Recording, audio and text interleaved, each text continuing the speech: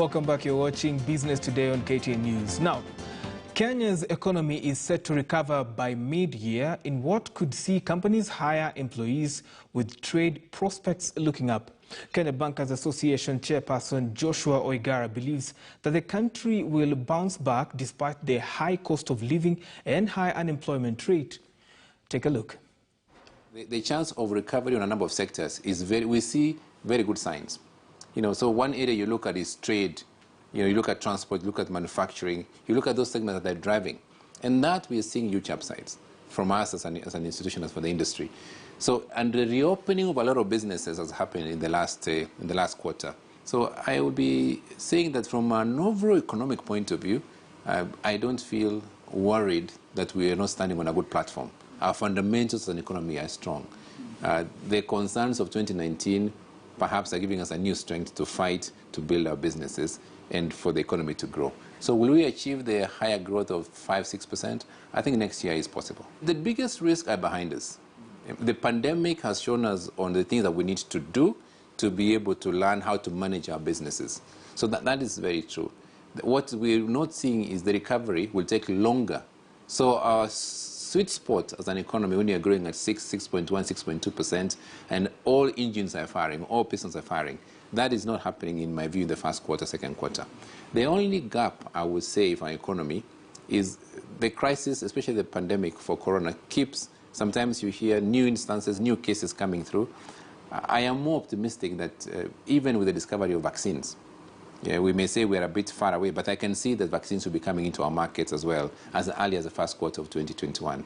Then we know how to live with the virus. So I am more optimistic and confident. Remember, we have operated for the last 9 months without closing our business.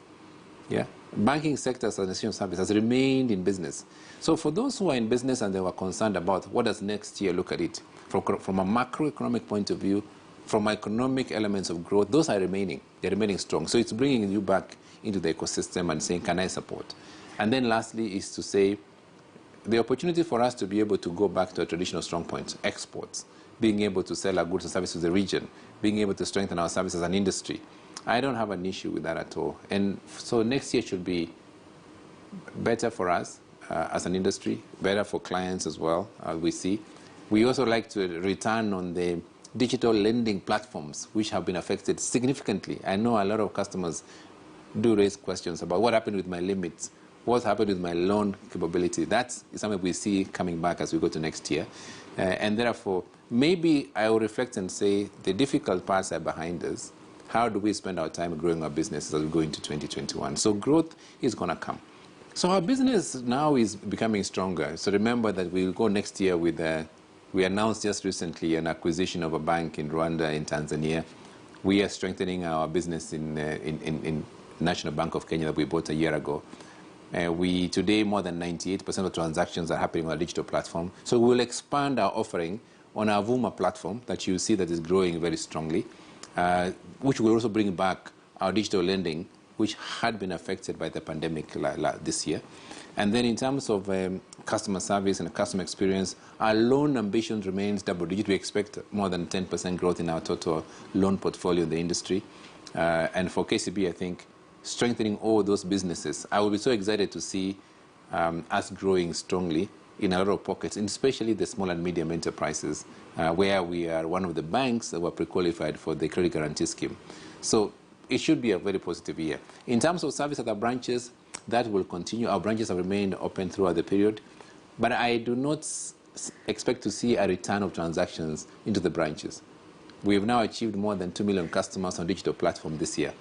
That will continue, and that for me will continue to invest strongly on those mobile platforms which we have, and we don't anticipate that to return.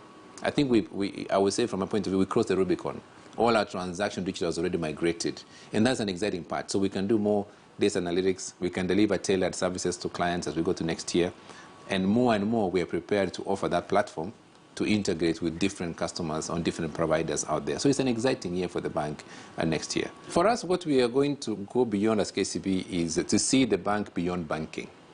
That's really, I would say, it's a year to unveil strong capabilities for us as a bank beyond banking. So our customers can do more with us.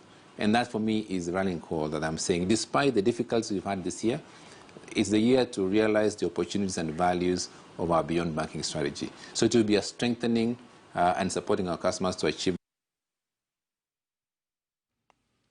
And we hope that recovery comes on as anticipated. Now, as parents decry the challenges of our children returning to school, the shoemakers are reaping big amidst a high demand of the commodity. KTN's Noah Kipkemboi now gives us that